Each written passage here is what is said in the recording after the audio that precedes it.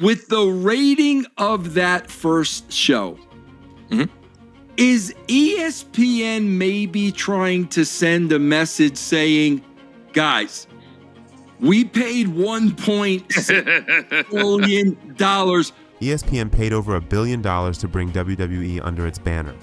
And their first move after the debut show? Publicly giving WWE a C grade. Triple H called it the biggest night in WWE history. ESPN called it average at best. They expected sports business standards. What they got instead was sports entertainment chaos. So hold tight, because today's video has everything you need to know about the ESPN and WrestlePalooza fiasco.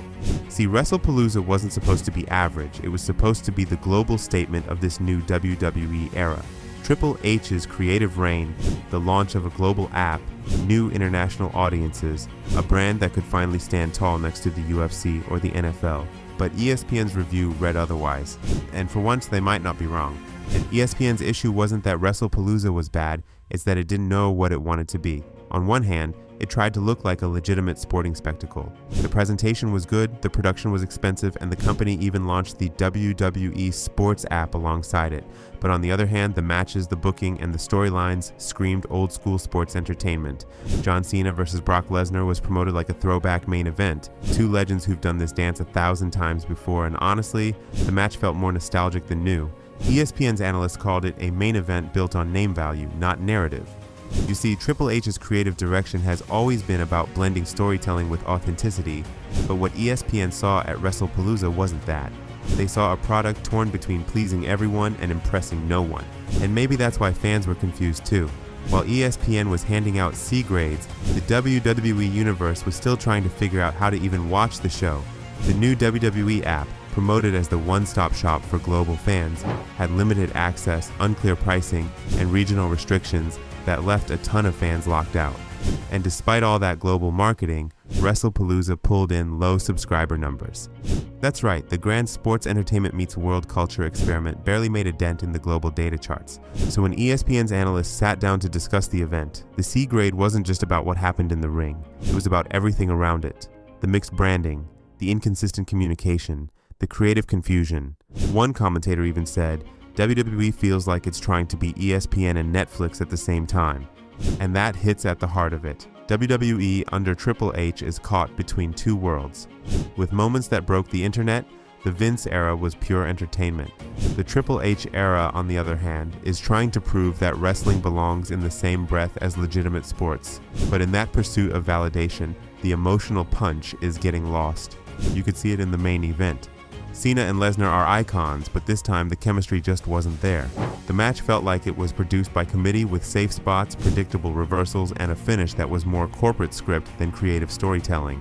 And when ESPN's post-show panel compared it to UFC or boxing, the contrast was glaring. In real combat sports, unpredictability is the thrill. In WrestlePalooza, everything felt rehearsed. But it wasn't all bad news. ESPN did praise the production value, the global outreach attempt, and the fact that Triple H is clearly trying to evolve the product beyond the US bubble. One analyst even called the show a necessary stumble on the way to growth. And maybe that's what it really is, WWE learning what not to do when it tries to go international. Because let's be honest, building a sports entertainment empire in 2025 isn't easy. The audience is split. Hardcore fans want realism and grit, casuals want moments and memes, and sponsors, they just want clean, brand-safe content. Balancing all three is a nightmare, and it showed at WrestlePalooza. So that C grade from ESPN might actually be the reality check WWE needed, a reminder that big budgets and global marketing mean nothing if the identity isn't clear. Is WWE a sport? Is it theater? Is it a billion-dollar streaming brand trying to be both? Triple H now stands at a crossroads. Either double down on authenticity, make WWE feel like sport again, or embrace what made it legendary in the first place, the chaos, the emotion, and the drama that no other form of entertainment can touch. And maybe, just maybe, that C grade isn't a punishment, it's a challenge. When the smoke cleared after WrestlePalooza, ESPN's message wasn't just about one bad show, it was about culture. Because inside ESPN's walls, there's a certain rhythm, precision, structure, measurable performance. You either hit your metrics or you're out. But in WWE's world, it's chaos. Decisions made in the heat of the moment. Creative changes hours before showtime. Entire storylines rewritten because someone sneezed the wrong way in a promo meeting. That's where the real clash is happening, not between wrestlers and executives, but between two completely different ecosystems. ESPN operates like Wall Street. WWE still runs like a locker room. And according to insiders, that's exactly what's starting to worry Disney's higher-ups. Behind the scenes, ESPN execs have reportedly been stunned by how informal WWE's leadership structure really is. They expected a corporate machine. What they found was a creative playground. A few sources close to the partnership even said that ESPN analysts were surprised by how many decisions were still made on the fly, with little data, no testing, and a ton of gut instinct. That's fine when you're running Monday Night Raw, but when you're a billion-dollar partner with Disney, it's amateur hour. Triple H is at the center of all of it. He has the charisma, but right now he's stretched thin. He's part CEO, part creative director, part brand face. He's on panels, podcasts, corporate calls, investor meetings, red carpets. He's everywhere. And while that looks great for the brand, it's a problem for the product. ESPN didn't buy into the Triple H show. They bought into WWE, the global sports entertainment brand. And right now, that brand looks like it's chasing its tail. Even people inside the company are starting to whisper about burnout. According to a few former creative team members, Triple H's leadership style mirrors his in-ring persona. Intense, controlling, and hands-on to the point of exhaustion. That kind of work ethic built NXT into a powerhouse. However, at the global level, it is now starting to show cracks. And ESPN's grading wasn't just about content, it was about confidence. When you're in business with Disney, perception is product. A C+ tells investors, advertisers, and executives that WWE isn't yet ready for prime time. It means uncertainty. And that's where Tony Khan comes in. Over in Jacksonville, AEW might not have the ratings or the global infrastructure, but they've got one thing WWE's missing right now: focus. Tony Khan isn't trying to turn AEW into a sports league. He's booking the wrestling diehards who crave storytelling and chaos on their own terms. ESPN might never touch AEW, but that purity gives them creative consistency, something WWE can't buy.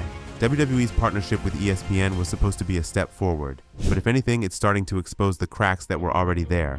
Vince McMahon's shadow still looms large. The company still relies on aging stars like Cena, Lesnar, and Orton to move the needle. And while Triple H's eye for long-term storytelling is respected, the modern media landscape doesn't have patience for slow burns. That's why sources close to the deal say there's already pressure building from ESPN's side, not to cancel anything not yet, but to tighten operations. Better communication, fewer production errors, and more clarity about creative direction. Some execs have reportedly suggested bringing in sports-side consultants to advise WWE on structure and presentation, a move that, if it happens, could change the company forever. All of this adds up to one thing: accountability. You see, Triple H and his team are no longer just wrestling bookers. They're running a publicly scrutinized entertainment brand with Disney-sized expectations. And while fans might debate storylines on Reddit, ESPN is looking at quarterly returns. This is exactly what Vince McMahon always warned about. He used to say that WWE is entertainment, not sport, for a reason. It gave him control over the chaos. It gave him freedom to rewrite, remix, and shock the audience without worrying about the scoreboard.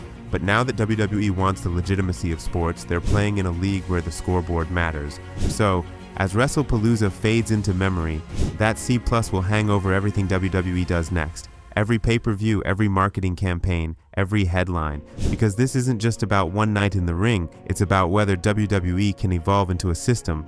Can Triple H adapt to ESPN's world without losing the heart that made wrestling special? Or will the machine grind him down? Because when a billion-dollar broadcaster says you're average, what they really mean is you're on notice. So if WWE wants to survive in that league, they'll have to start playing by real-world rules. Until next time.